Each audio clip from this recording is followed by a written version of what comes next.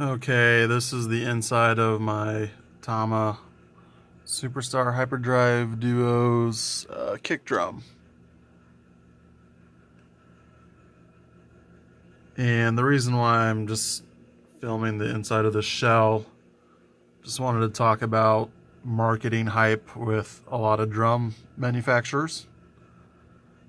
They'll often talk about how their maple shells are made out of North American hard rock maple or some kind of foreign old growth birch.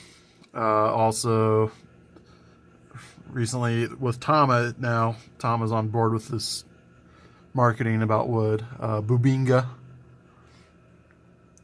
walnut, purple heart, that's a DW thing. Here's the deal. You play any of these drums and they all sound very similar. The wood material, the wood type does not really matter, because the majority of drums, I don't know if you can see that, they're made out of plies of whatever wood they're marketing. Those are plies of wood. What's in between those plies is glue.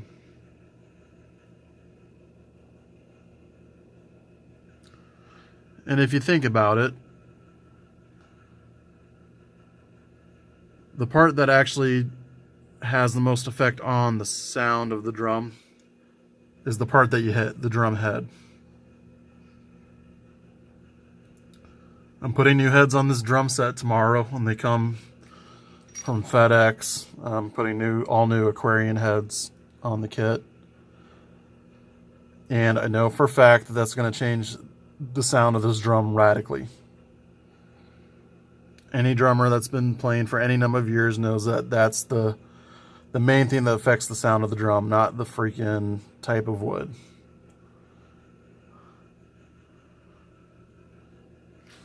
Probably first and foremost what affects the sound of a drum, and it's a no-brainer, it's the diameter of the drum. How wide is the diameter? Next would be the depth of the drum, which that affects tuning and pitch.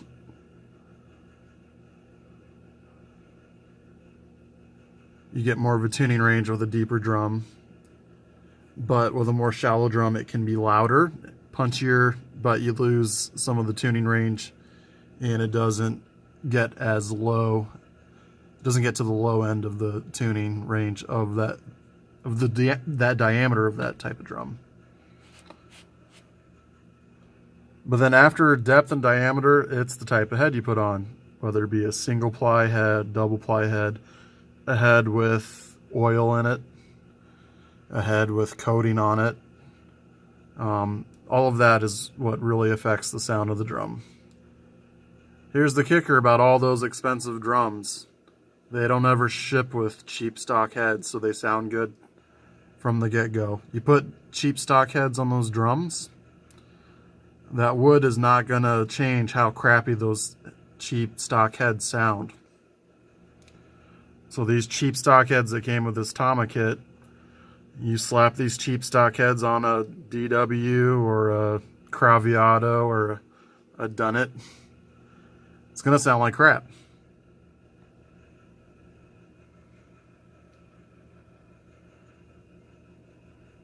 And just think about it, when you put dampening on a drum head, you put moon gel on a drum head. Now imagine if you'd put moon gel on the shell of the drum or inside the shell of the drum. How much does that change the actual sound of the drum? Probably not much at all. Now with a kick drum, if you put a pillow in there, it's going to get rid of that basketball sound that is very common with kick drums, even high-end ones. Now probably where a wood shell, what type of wood you use would matter, is on drums that are made from one single ply of wood that's like steam bent.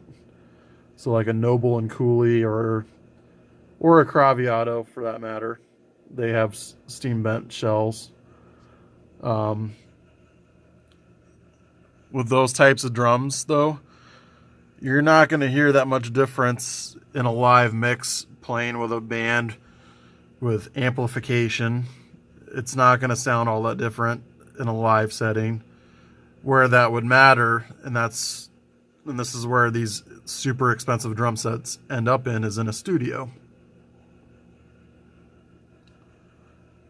But as far as drums that are made out of plies of wood, like this one, like pretty much all DW drums, regardless of Tasmanian or Romanian or whatever type of wood they're trying to market, it's all glued together. Glue.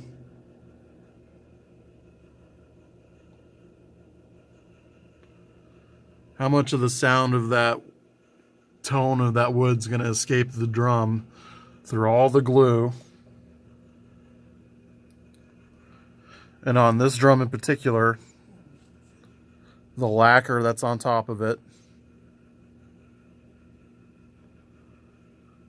And then those expensive drums, they don't use a thin layer of lacquer. They use a thick coat of polyurethane plastic coating that's sprayed on and then sanded down to be a high gloss finish, which makes the drum look good, but also provides protection for the stain that's on top of the wood.